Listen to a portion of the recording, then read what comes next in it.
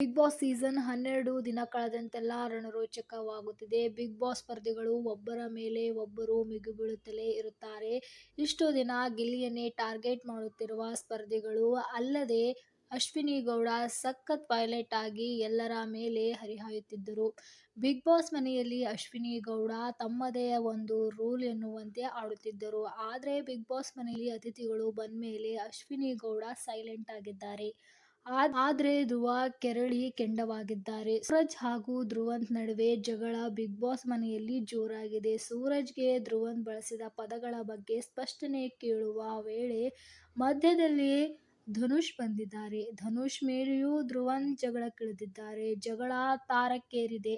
Big boss ಮನೆಯಲ್ಲಿ ಒಂದು ಕಡೆ ಅಶ್ವಿನಿ ಗೌಡ ಈ ಜಗಳವ ನಾವು 8 ತಿಂಗಳ ಹಿಂದೆ ಆಡಿದ್ದೇವೆ ಎನ್ನುತ್ತಾರೆ. ಇದೀಗ ಧ್ರುವಂತ್ ಹಾಗೂ ಇನ್ನಿತರ ಸ್ಪರ್ಧಿಗಳ ನಡುವೆ ಮಾರಾಮಾರಿ ಜೋರಾಗಿದೆ. ಈ ವಾರ ಈ ವಿಷಯ ಕಿಚ್ಚನ ಪಂಚಾಯ್ತಿಯಲ್ಲಿ ಮುನ್ನೆಲೆಗೆ ಬರಲಿದೆ. ಕಿಚ್ಚನ ಪಂಚಾಯ್ತಿಯಲ್ಲಿ ನ್ಯಾಯ ಯಾರಿಗೆ ದೊರಕುತ್ತದೆ ಎಂದು ಕಾದು ನೋಡೋಣ.